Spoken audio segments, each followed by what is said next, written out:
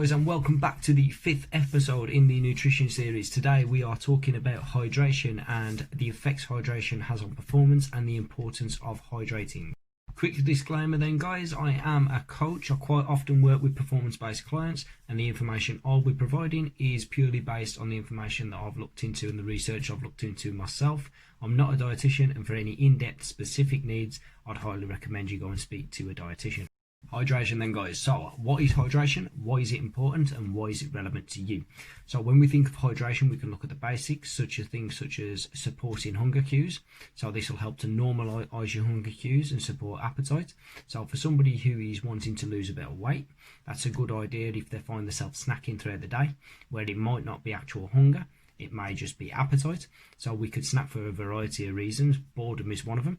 Okay, so by hydrating, it'll help you stick to your structure within your nutrition. So for every hour of exercise that you complete, it is a general guide. It's recommended that you intake at least 500 millilitres of water for each hour. So that is variant on person to person. So I've known clients go through that amount of water quite quickly, and they'll find themselves topping up throughout the session, whereas others, they might drink and sip quite slowly, and 500 ml is fine for them. Again, it depends completely on the individual. What we do have to remember is that certain drinks are poor forms of hydration, such as fizzy drinks and juices, depending on their sugar and sweetener levels.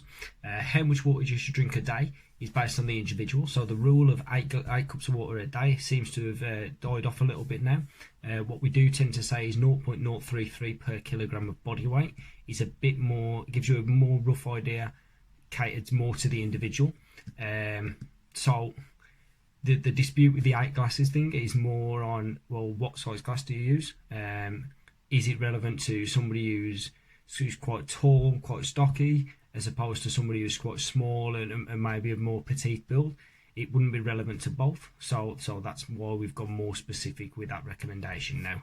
Other things to consider in that when we look at performance guys is how much people are actually doing throughout the day. So if their activity levels are rather high, then they would need to intake more water to keep themselves hydrated. And obviously if somebody's activities levels are lower, then they may not need as much. But again, it is entirely dependent on the individual person and athlete.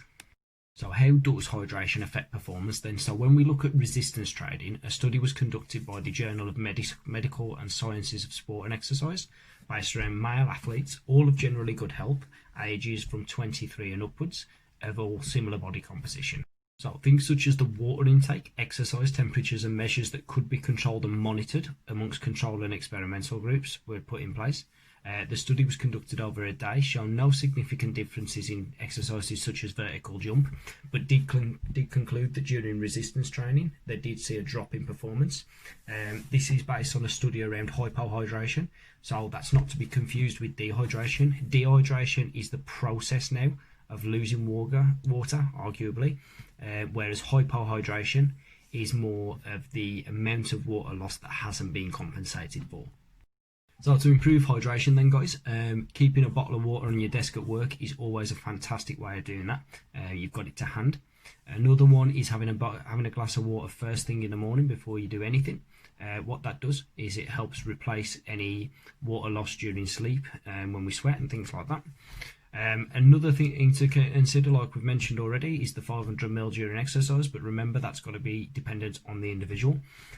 As always guys, take your time, do some research yourself, find out what hydration techniques benefit you, what sort of things help you to get more hydrated and get more water in throughout the day.